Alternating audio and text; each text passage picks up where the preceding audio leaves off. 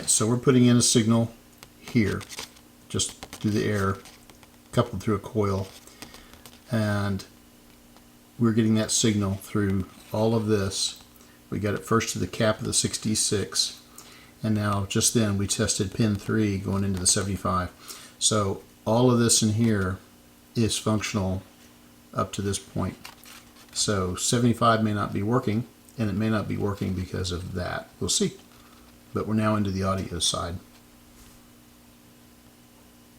Definitely seem to be getting some kind of static coming through. So let's just check that tube. Let's check tube 41 and see if it's performing all right. Put that on the tester.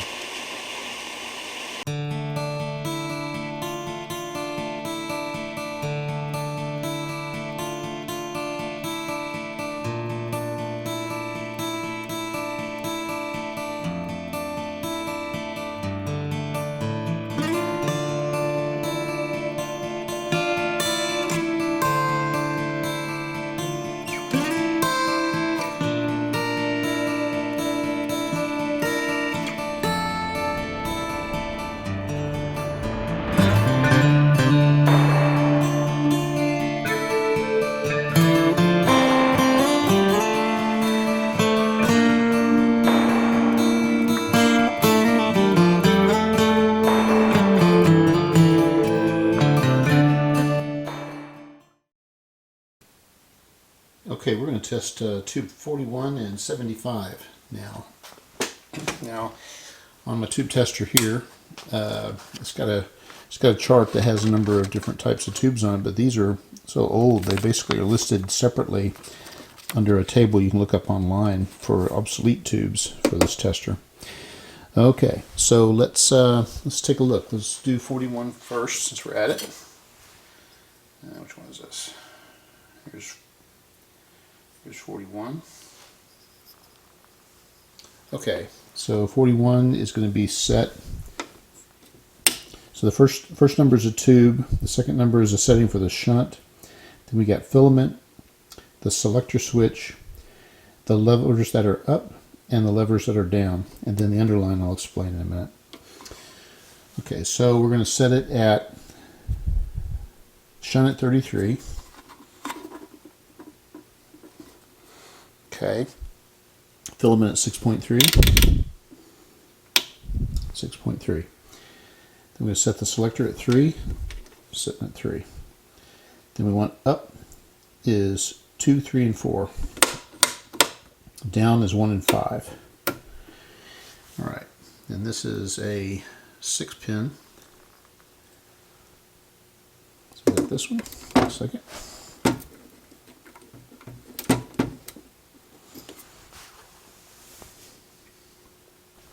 And I am seeing the filament glow right in the middle. I don't know if you can see that, but it's glowing right in the center.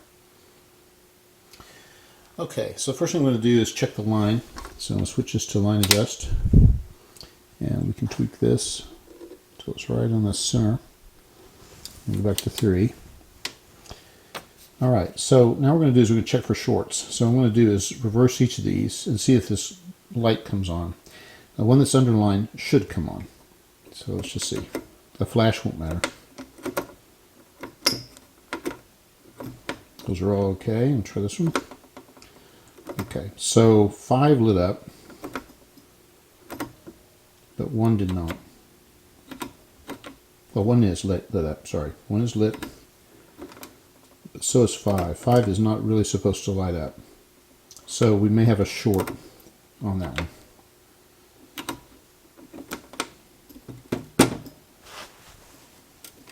So it looks like. So it looks like 41 is no good. I could go ahead and try the, just to test, it's not supposed to do it, but I'm going to take a quick look. Yeah, it's not great. So 41's not doing too good. So we'll try 75 and see what we get on it. Okay, we're ready to do 75. Now 75 is the detector, the AVC, the first audio amp. So it's got a lot of sections in it. So it's got 3 elements to test. So we'll go ahead and get them set up. We've got to be on 33, I'm still set at. Sorry, it should be 13. 13, 6.3 for the filament. 1 for this selector. All right. 2 and 10 up. 1 and 5 down. 1 and 5 down. Okay. 1 down, 5 down, 2 up, 10 up. Okay, and so that'll get this grid cap connection. Okay, we'll go through the same routine. Check this to see if the short light comes on. That's good. That's okay. This one should turn red, and it did. This one should not. Looks good.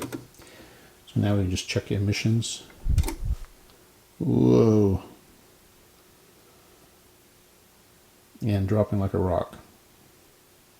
Splat. 75 is no good. And it's not improving. So 75 is no good and 41's got a short. Okay, looks like I'm going to have to go get some tubes, but since I'm going to have to make a run for it, let's check the other ones while we're at it. So this is the 66. So this is the IF amp tube that gave us some pretty good gain when we were doing this earlier.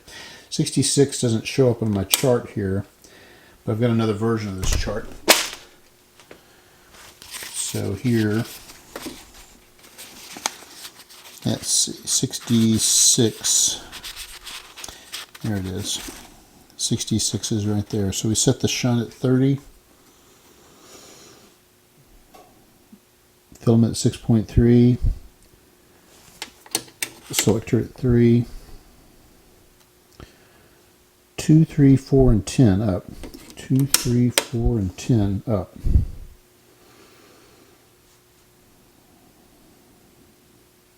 2, 3, 4, 10 up, 1 and 5 down. With the 1 underlined. Okay.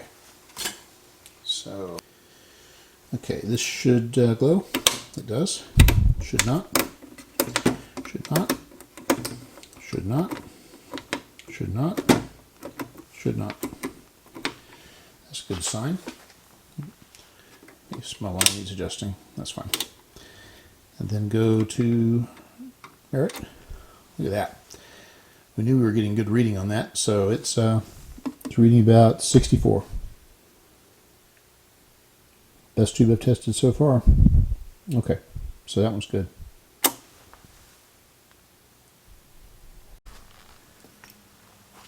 And we can test the 6A7. This is the converter tube.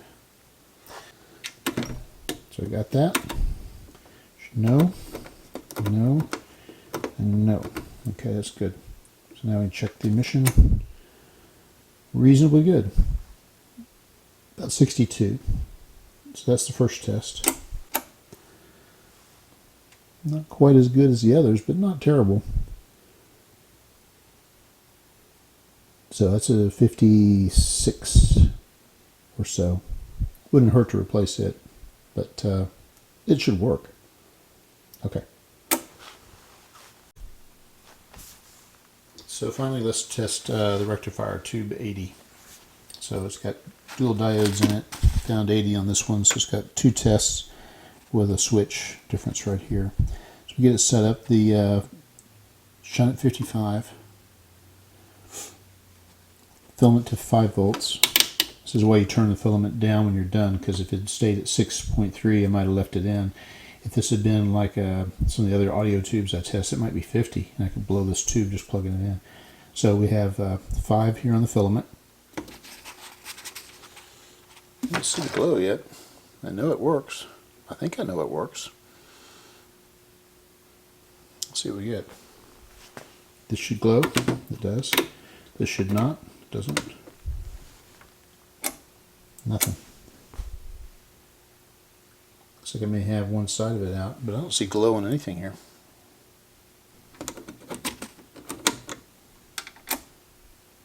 It says this rectifier is dead. I may have to see if I've got, I think I have another 80, but might just add it to the list. Seems strange, I was getting the performance I was getting without a rectifier tube to operate the plates. I wonder if there's something else wrong somewhere. But anyway, not getting a good test for sure. Okay. Okay, so I found another 80 in my stash. So let's see what we can do with this one. Let's see if this one's any good.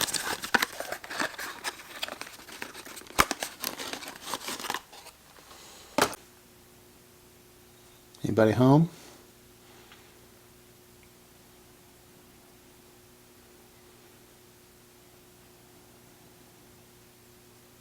Not having great luck here today. That glows. That does not. Okay, test good for the first test. That's reassuring. And then I swap 2 and 3. So 3 does not glow, 1 still does. That ought to be replaced as well. Okay, I've got a few I need to either find or buy. This one's not really great. Okay. Okay, well, that exercise with the tube tester was not exactly a happy experience. I put the tubes back into the set, although I probably shouldn't have because of the one that's got the short in it, the 71, and sorry, the 75. But anyway, I thought I would go through and just do a couple of quick checks. I noticed that this capacitor right here has gotten really wet. In fact, I came back and it had a big drip here that was wet. So this thing had gotten really warm while we were doing some of that testing with the signal tracer. And when I plug this thing back in, when I put the rest of the tubes back in, I turn it on, and it's not performing at all like it did when we did the test with the tracer. And so it could have been one of those deals where I've heard guys online talk about it. You know, you get a set that hasn't been used in decades, and you turn it on, and it actually kind of works for a while. But then finally things start going bad after it warms up, and it starts to deteriorate very quickly. And you can see there's some wet capacitor in here, which of course indicates that it's gotten warm and the wax is starting to melt. This one did it here. So it's kind of like they start to get too hot or whatever, and then they actually start becoming a short circuit. So that could be actually what's happening, is that I'm losing voltages throughout this thing. And so what I'd like to do is check my plate voltages now to see if I've actually lost them. I did notice that when I put these back in and I turned it on a while ago, I was getting great glow on the rectifier tube, unlike what I had on the the tube tester. I also checked the voltage on the pins of the tube tester to see if the filament voltages were right, and they were. So beats me.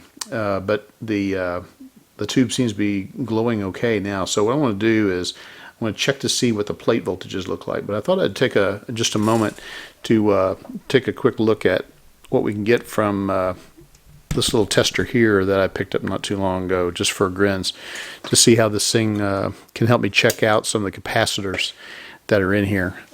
You may or may not be able to see there's an eye here, that a horizontal type eye starting to glow there. And yeah, it looks like you can barely see it with the lights on it. But what I do is you can test this to test capacitors in circuit. And I've already kind of looked at a number of these, so I'm not just kind of wasting our time here. I've checked a number of these. These are the two electrolytics. These are both 8 microfarads at 450 volts. Okay, they look different, and I'm going to come back to this in just a minute. So this one I'll do first, and this is the positive side. I don't know if this actually matters on these things here, but I can hook this up to this side and hook this up to this side. So as I go to this, I can see that I don't have this is for all capacitors. Closed eye indicates defective capacitor, if you can see that. So short test, open test, looks like it passes that okay. I go to electrolytics. This is the 2 to 40 microfarad range. This is an 8 microfarad cap. So I go into this area here, and the eye moves. So that indicates it's not outwardly defective. And what I like to do is see if I can get it right to where it's how I kind of had it calibrated, which is about almost the width of that line, which is what's in the manual. And it's supposed to be an 8 microfarad. It reads about 16. Now that usually indicates that it might be leaking some. And so it looks like it's got more capacitance because it's taking more current. So that one is suspect. Let's check out the other one.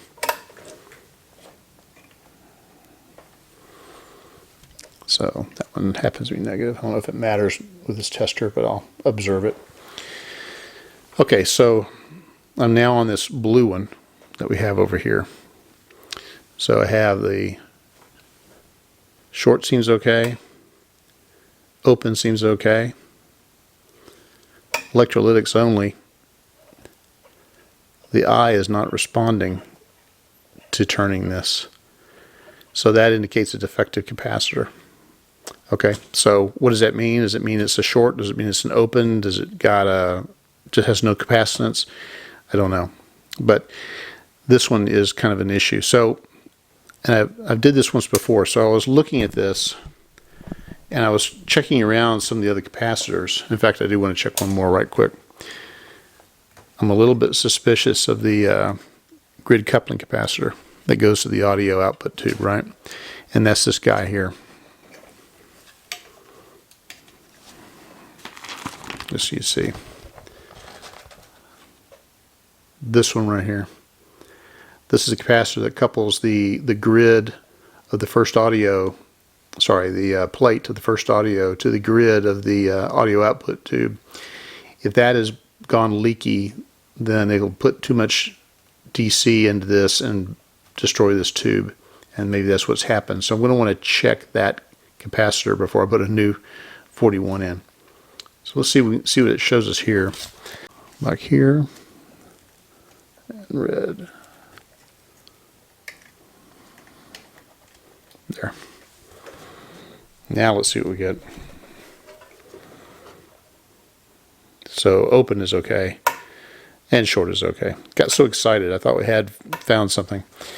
Anyway, of all the capacitors I've checked with this tester, this is the only one I've ever found that wasn't okay as far as this was concerned. So how useful these are, up until I found that one there, I'd have to say not at all. But, you know, what can you say? It's not really a quantitative thing. It's either it is or it isn't. And this is the first time I've got a definitive, this is no good. So I guess that's something. So anyway, so next thing I want to mention is, so when I had this unit on a little bit earlier, I didn't film it. I had the signal tracer on it, and I was trying to understand why was I not getting the signal I was getting before. I found a little bit of issue with the range switch getting noisy, so I was playing with this and getting kind of breakthrough a little bit on the sound and drop out. So I put some cleaner on it, and I went ahead and cleaned the volume control while I was at it. But the other thing I noticed is that I started going around tapping, you know, the different tubes and connections and so forth, looking for something that seemed strange. And what was really strange was, I shouldn't say strange, but what happened was I found that, you can see this guy here was very microphonic. I beat on this, and it was coming right through into the speaker of the signal tracer. And I thought, well, wait a minute, that's the electrolytic. And then I realized that, sorry, let me get this set up. So then I realized that when they put these two new electrolytics in here, whenever these were put in, they didn't remove the other one. So I thought, well, surely they didn't leave it wired in. Oh, yes, they did. It looks like to me that they simply wired it to the existing wires that was coming out of the electrolytic. So here's the electrolytic right here. See if I can get in here. I don't know if you can see any of this. but the electrolytic wires come out here and they go to these posts, and they simply wired in these two new 8 microfarad caps to the same locations. They just wired it across the existing electrolytic. They didn't disconnect it. So I don't know if that has anything to do with it here. It's obviously, I know a lot of people used to do that. It's terrible practice. So what I'm going to do is I'm going to go ahead and fire this thing up probably and just check plate voltages to confirm whether I have a plate voltage issue.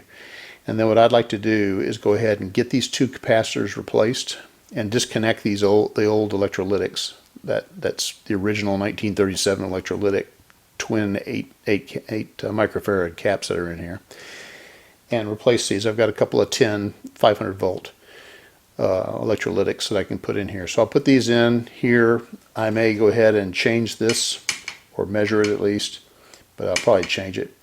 I'll probably go in and look at why is this one getting so hot, and look at what kind of resistors are around it to see if something is gone short or they've gone way off value or something, and then see if we can get a difference in plate voltage as a result of that and see how that works.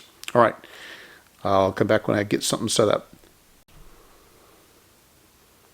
Okay, so I'm set up to start measuring some plate voltages. So what I've got is I've got a meter hooked up here, and I've got it hooked up to the plate of tube 75 because that seems to be the most direct coming from the power supply. The other ones are going through IF transformers. Well, yeah, going through IF transformers, and this other one comes from the audio transformer. So this one's the cleanest. So I'm attached to the plate of 75, and we'll just watch to see what we get when we come up. And just also out of interest, that blue capacitor I verified is this one because its negative lead goes to the chassis ground, whereas this one does not. It's isolated by the choke in the speaker. So this is the blue one, and this is the one that's all eat up. So anyway, we're going to check the voltage, the plate voltage here as I power it up. So we are in DC volts, and let's just see what we get. Power is on.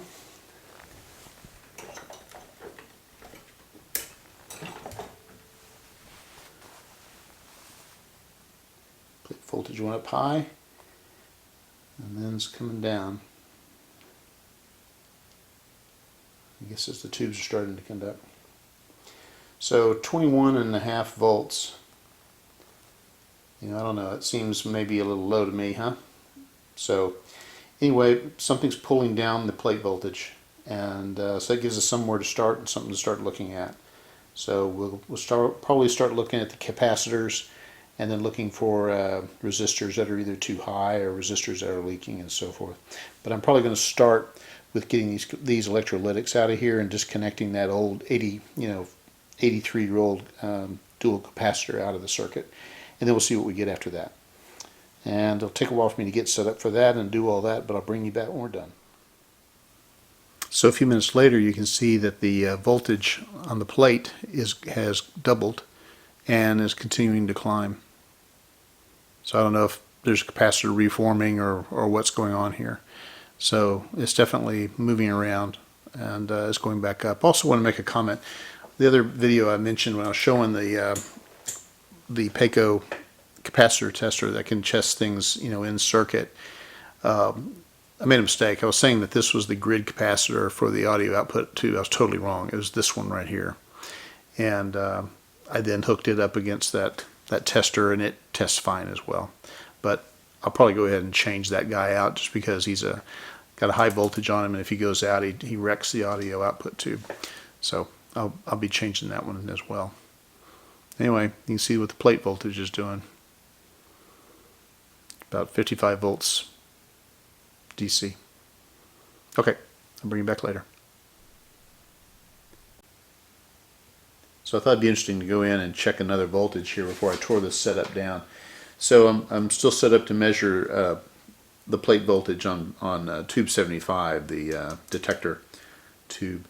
But then I thought what I'd do is also check to see the other side of that coupling capacitor that goes to the audio output tube, number 41. So I'm set up to measure the plate voltage going in, but then also, I mean, the plate voltage coming out, I guess you might want to say, of the detector tube, but then across this coupling capacitor to see what DC might be passing this capacitor, to see if that's possibly doing damage to the output tube. So let's just see what kind of voltage we're getting. So this one is still set up for the plate voltage of the detector, and this one is set up for the input to the audio output tube. Okay, so plate voltage is going up pretty high here. Holy Toledo, look at this.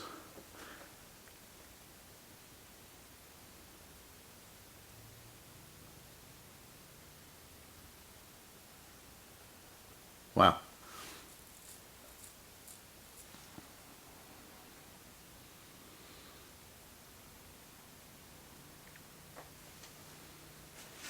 So once again, this is the plate voltage measured, currently measuring about 26 volts, and then past this coupling capacitor into the grid input of 41 is where we're measuring about 3 volts DC right now. Boy, it really went high. I wasn't expecting to see that. Now I'm going to pause it in a little bit because we know that that voltage on the, well, you can see it now, the plate voltage is starting to climb from heading towards 29 volts now. This one is at 2.5. Let's see how that changes. I'll do a little bit of time splice here so you're not watching it forever. Okay, so it's a few minutes later. As you can see, we're up to 46 volts on the plate, and the coupling capacitor is passing about 1.5 volts DC now. I'm going to pull the audio tube out and see if that makes any difference to what's going on.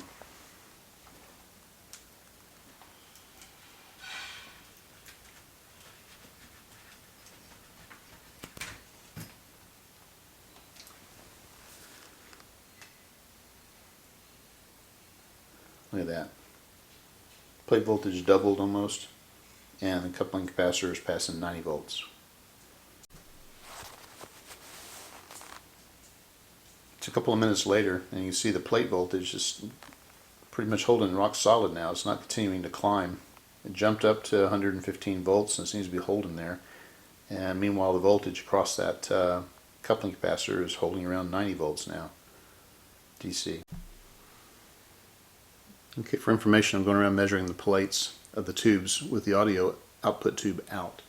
So this is the 6A7, the detector tube, is, or rather the converter tube, is plate voltage is 278 volts. Let's go to the 66, which is the IF amplifier. Pin 2, here's pin 2, 278 volts. That's the plate of the IF amplifier. So now let's go to the plate of 75, which is the detector first audio. So that's pin 2 of 75, which is, see, this is it right here. And it's 120 volts. But when I go to the plate of the empty socket for 41, I get 0. Plugged it back in and let it warm back up. It pulled all the plate voltages down by at least half of the other tubes, and it still read 0 on that. So I'm also going to take a look at the audio output transformer. And then these are the two stripped leads right here. There's one here, there's one here.